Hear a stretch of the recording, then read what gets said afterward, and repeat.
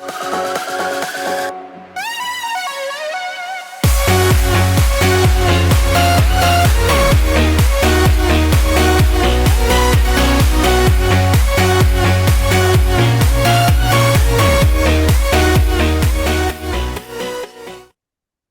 everyone. This is Keith Jowers, Dads for Life, and another episode of the Dad Connection. This is a special Dad Connection podcast because we are talking to not only a dad, but someone is involved in the film business. And that's why it's part of our Studio 425 Productions broadcasting. So we're excited to welcome Mr. David Almgren here from AdvancedTeamFilms.com. David is a dad. He's a marketing consultant, entrepreneur. He's an author and a movie enthusiast. Well, he's kind of like me. And I'm excited to talk to him today because he has a lot of, insight into the film business as well as being a dad of three. So I'd like to welcome David Almgren to the Dad Connection. Welcome, David. Yeah, thank you, Keith, for having me on. It's a pleasure to share what little knowledge I have in regards to being a dad and the trial and error that comes with that, but also my experience in the film world, the faith film world. So thank you so much. You bet. In my introduction, I just talked about you being a father here. So just tell us a little bit, your husband and father and marketing consultant, as I mentioned. So just kind of tell us a little bit, about being a father. How many children you have, and what's the best part about being a father? I got married later in life. My dad was 32, and I always growing up was like, man, is it going to take that long for me to get married? And lo and behold, it did. But God's hand was in it, and so I've been married for 28 years now. And my wife Karis, we have three kids: Davis, who's 24, Grace, who is 22, and Bryson, who is 18. So we had Davis, and then Grace came along, and Grace was born with Down syndrome. So we thought we were completed with that and we'd have our hands full.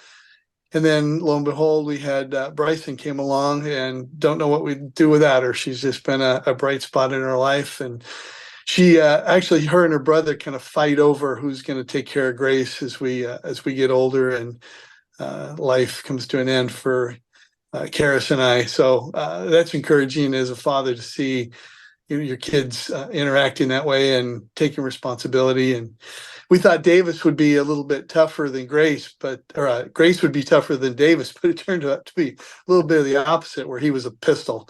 And Grace has been pretty even keel and has her issues, but definitely been an interesting 28 years with kids and all different. And definitely wish I would have read a manual ahead of time, but you never know what you're going to be dealt, when you have kids, and they don't come out the same.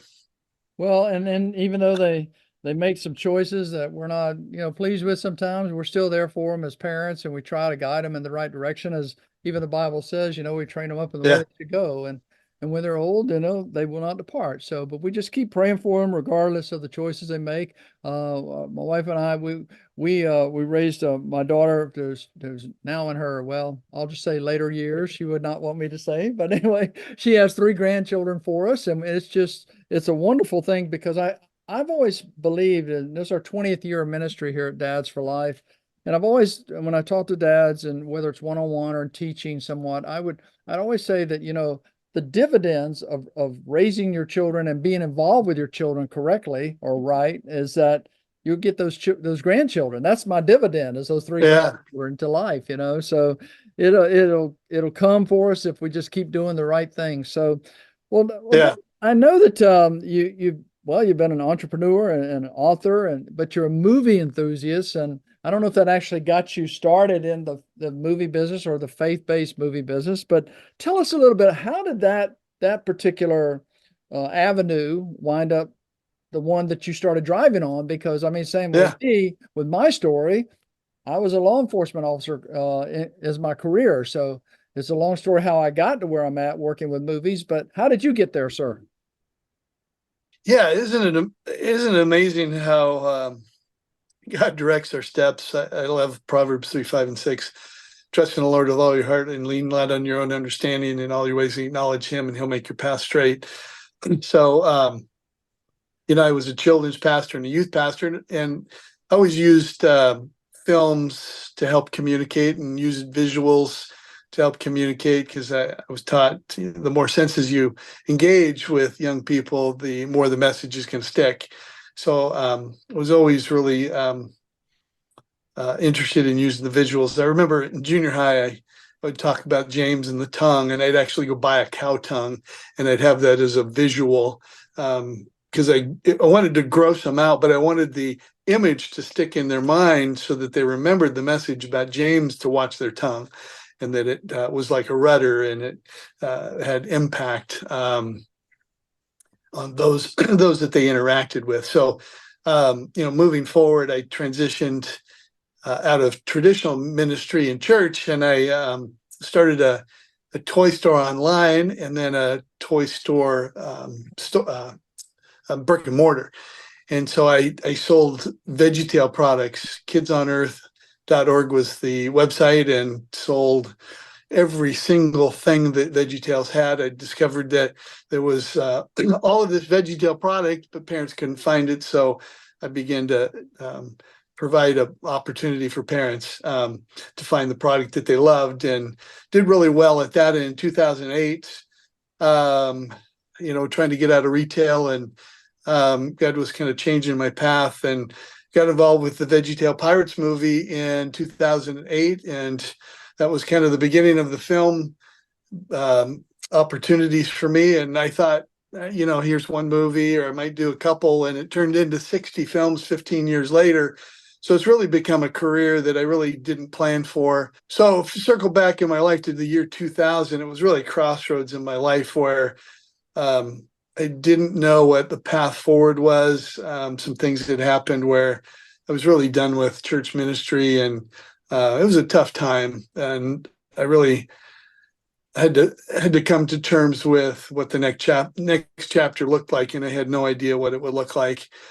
And if you would have said, "Hey, in 2024 you'll be having worked on 60 films and be doing marketing," I would have never thought of that in the year 2000. So back to my earlier comment about how God orchestrates your path, and you make decisions, and there's forks in the road that we go down one fork or the other, and where that leads us. And I know God's guided me from that year 2000 to where I am now, and I'm where I'm supposed to be, and making an impact in its ministry, but a different pulpit, and reaching people all around the world with the films that I represent. Something that's much bigger than me, and takes more than just me, and feeling part of a team, and seeing the impact, and seeing people respond to films and the messages of films. It's pretty incredible to see how these movies impact culture and change lives, and change the direction of people's choices. So, long story I pretty much just fell into this, and if you look at it from God's perspective, he was guiding and directing every door that needed to be opened. So grateful to where I am today, and love what I do. He kind of has that bird's eye view, doesn't he? When we always sees the mountain in front of us. So we just have to continue climbing and seeing where it leads us. It's funny that you said the word crossroads. That's the program that we're actually working on this year. And it was just interesting when I heard that, because when the Lord just kind of gave me that idea over a year ago now, I'm just sitting here thinking about how people come to crossroads, even in my own personal journey with my dad dying so young and everything. Yeah. And we have to, if we don't talk to somebody, I mean, we at least need to talk to the Lord about it and trust him with it. But if we don't talk to somebody, we may definitely go down that wrong path. So I believe that if we make the right choices, we can help our son and then help our grandson. That's what our poster kind of represents there, because our decisions will affect someone. Don't you agree? Absolutely. Yeah. Cause and effects for sure. And I know there's sometimes, we mentioned this earlier, cause and effect where with our kids that we can't control. We can do what we can do and bring them up right, but we can't control the decisions they're going to make, but we can definitely encourage people that, hey, when you're at a crossroads, here's the consequences to each choice. But then ultimately they have to make that decision. You and I had to make that decision too. At 19 for me, was it going to be drinking and being a thief and allowing alcohol to rule my life, or was I going to choose the other path? And fortunately, I had the opportunity. I chose the other fork in the road. And at that crossroads, the decision at that crossroads changed the trajectory of my life. But that came down to my decision, but presented with the truth, my own experience on how my life was a mess, and here's the gospel. Which way is it going to be? And fortunately, I chose the path where God radically changed my life. And that's how sometimes we have to come to realization that the man in the mirror is the problem, and we have to make the right choices, and God is, have so many friends and testimonies of family and friends that God has led them in the right direction, and it's really turned out to be not only help their life and better their life, but also better other lives as well. And that's what I consider the ripple effect. I teach a lot on that in the past, where we throw that rock in the pond, it's going to have ripples to it. So, yeah. But you spent a lot of time in kids ministry as a youth pastor. And what do you think when our children are young? They obviously have to be involved somewhere, not just sitting in the church with you, but actually involved in some kind of ministry with kids, because we have to teach on their level at different ages, right? Right. So as a parent, we're trying to teach when we talk to them, and maybe some parents have yelled at them. I have a friend that has a ministry that actually tries to teach parents not to yell. But when they see that, that's all they're going to know. They're going to watch us more than we actually tell them things. So if we always are projecting screaming and yelling or cussing or drinking or drugs or whatever the case is, that's what they're actually watching. And they see it from very young age, don't they? Yeah, they do. They definitely do. And back to, a little different context, but the guy that I quoted, I can't remember his name now, that said, "Show me, don't tell me." Mm-hmm. I think, as you said, that kids see more than they hear. And they're like wet cement. Something or someone's going to make an impression upon kids. And in ministry, it was always my philosophy that we needed to reach kids while they were younger, so that we could make a positive impression. And that cement, before that cement set up, and it became permanent to what that impression on their life was going to be. So as parents, definitely, as I said to you before, I wish I would have had a manual to read, as it's trial and error. As a dad, you're going by how you were raised to some degree, and right or wrong, and learning along the way, and all the other factors. So we have to just do our best and trust the Lord to give us wisdom. And even though we don't have a manual per se, Dr. Spock years ago, I think it was Dr. Spock with a pediatrics doctor. That was a manual for many, but probably a manual that led people in the wrong direction. But all that to say, we have a manual in the Word of God that we can definitely go to and learn and apply those principles as a father. But for me, it's been a trial and error and learn from my mistakes. And I'm sure that's no different than anybody else. As your show says, we're dads for life. And, that's probably one of the hardest things, is transitioning from your 18 and under. Your goal is to protect and get your kids to the place where they can become independent. And then after that, it's that transition to not having to do that anymore. That's tough. That's probably one of the toughest things that I've had to do as a dad, to let go and not do the same things that I did before. And that's definitely a trial and error. And then, as you said, the dividends are grandkids. That's where you get to apply your the mistakes that you learn from, and hopefully do it right with your grandkids, right? Mm-hmm. I was talking to a dad this morning actually about how somebody that he knows that only thinks of himself. He's only all about himself, and he doesn't care to reach out and pass on anything to anybody that he knows and has acquired.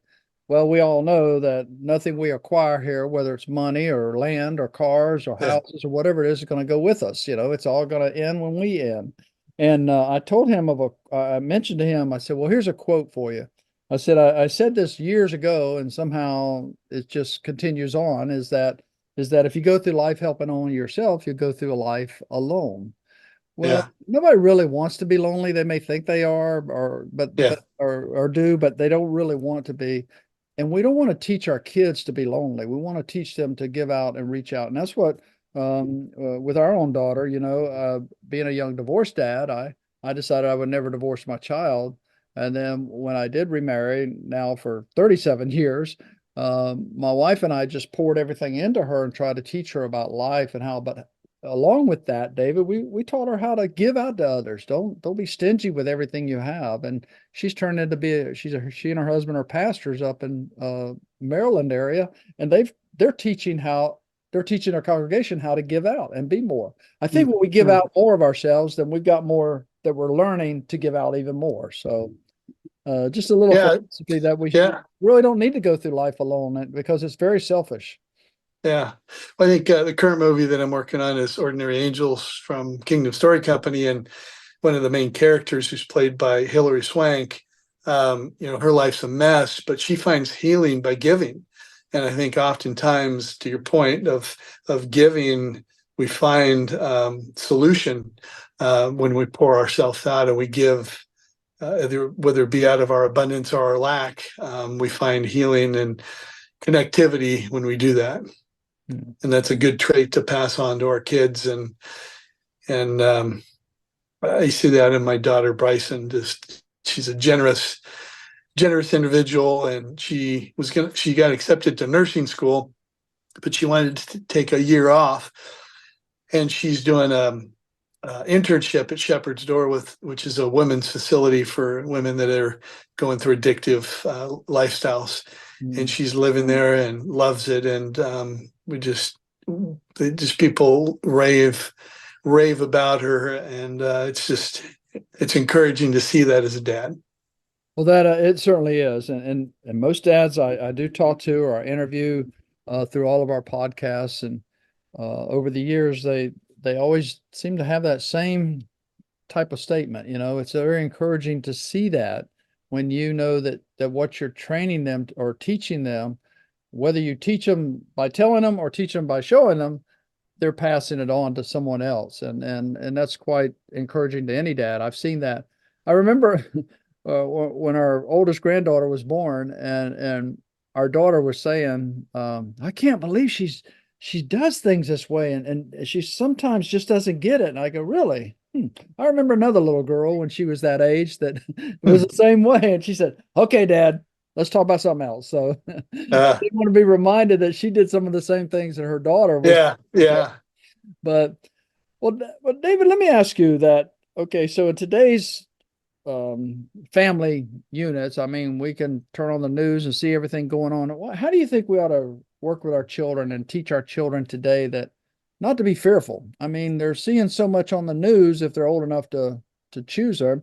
I talk with some fathers that get concerned sometimes with everything they see, and I said, well, one thing is don't watch all that, and don't let all that stuff come into the house. But I mean, it's hard to keep them blinded, especially what's on the internet and their phones and everything they can see online anymore. It seems to be a little bit more.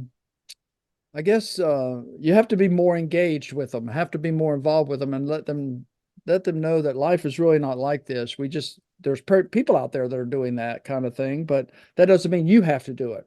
Because I think if we are a spark that can light another fire, in the way of another light, should I say, out yeah, of the yeah, darkness, then we've helped that person that day. So, but they're seeing so much today. There's so much involved with so much that they're seeing today that it's hard. It's hard to keep up, isn't it? Yeah, absolutely. I mean, when we were growing up, we had to deal with a lot of silence and listening to our own voice and our conscience, and we've drowned that out. Where I mean, even the quiet of a car is often consumed with, radio or music, or more times than not, unfortunately, people on their phone and not communicating, but also did somebody say we're more connected than ever today, but people are at an all-time level of loneliness and depression. So, It's true. as you were talking, I thought back to being from Portland, during the pandemic and the riots here. Um, it just got so overwhelming every day that I just had to finally turn off the news because it was impacting me to the point of just anxiety. And, they were hitting police stations and they were going through neighborhoods and they were very violent. They're violent terrorists. And so I just had to turn it off. And I think if we can communicate that to our kids today, just, everything in moderation and turn off the noise, and allow the quietness before the Lord to be a part of your daily routine, to where you're listening to God's voice and not the voice of whomever. That's what was it? Zuckerberg was being interviewed yesterday about the impact of social media on teen girls, and it was, devastating. So, definitely as parents, if we can monitor that and within reason and kindness, direct our kids in a way that they're not listening to the voices that really shouldn't have an impact in their lives, because they're more valuable than some stranger says they are. And so I think there's no easy answer, and it's an uphill battle because it's impacting culture on so many different levels. But we've got to be proactive, and even after they become adults and being a part of their lives, as you stated, to encourage them, to praise them, because I think that has more impact than having 3,000 friends that like their page. Absolutely. I think they're craving the approval of their parents more than Facebook likes, and Mhm. Facebook likes may be because they're not getting that praise from their parents, and they're seeking other alternatives. So, a long answer to your question, but and there's no easy answer, but I think we just have to be faithful with the little things. Yes, we do. David, for you to just kind of wrap up with telling us, okay, so we are as dads, we are we want to really impact our kids as a teenager. What do you suggest that we do? Um, if it's a boy or a girl. Oh, that's true. That's true. Absolutely. With my 16-year-old daughter, I took her out on a date and talked to her about boys actually. Yeah, yeah, And then she yeah, said that really impact her. So let's just say, well, you got one of each, right? Or two of each. Well, yeah, you got yeah, girls and boys. yeah. Each of mine in their teenage years. Davis, who was my oldest, was we tried to do donut Saturday. We tried to do a specific event, I did those. consistent things together. Um, and Grace was pretty easy. Didn't take much to just, connect with her. And as she was younger, conversations were pretty simple, and they've become more sophisticated as she's gotten older and developed. But just consistency with doing things with her one on one. And then with Bryson, her teenage years were tough. Before her elementary age years were such that, man, I think her brother was jealous because he felt like Bryson had me wrapped around her finger, and so we had a good relationship through her elementary years. And then during high school, teenage years, it was tough for me personally because I didn't feel like she liked me. And my wife continued to tell me that it was just a phase that she'd grow out of. And Mm, now that she's 17, 18, the last year moving forward, it's become much different and much more productive, and I think in a much better place in our relationship moving forward. So, I during those times though, I tried to definitely do the one-on-one and be consistent with that as much as she wanted to or not. But I think those are important, formidable years that I hope there's guys out there that got it more figured out than I do, because in some ways it was trial and error, and there were wins and losses and ups and downs. So I don't know if I could write a textbook or not on that for sure, but my perspective was just be consistent and be there and honor them, encourage them in any way that they need from you, so that they can become the adults that they need to be. Yes, they can. Well, David, if someone in the film industry is looking out to reach out to you, how do they find you if they need your services? Yeah, advancedteamfilms.com, advancedteamfilms.com, and there's there's an about page and how to contact us, and then projects that we've done and various podcasts that we've done over the years. And so they can go to advancedteamfilms.com, and I would imagine maybe you can put that on the lower third, and I'll do that. when Mm-hmm. if people see that and reach out to me, and if they've got a project, would love to connect and collaborate and build an audience and help whomever win with their product and find the audience. Well, David, I appreciate your time today and sharing a little bit about fatherhood and what you do in the faith-based film world.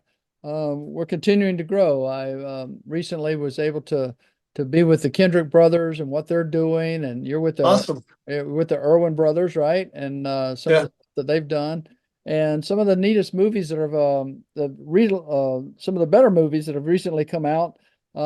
They seem like they're getting better and better each time. There's a new one coming up with the Kendrick brothers. They'll be advertising soon that I was able to view, and it's pretty awesome what God's doing through them now. So, but folks, you've been listening to David Almgren, and he and I discuss fatherhood and faith-based film world here, part of our Studio 425 production section. Hey, David, well, thank you for being with us today. We really appreciate your time today. Any final words to dads out there? Yeah.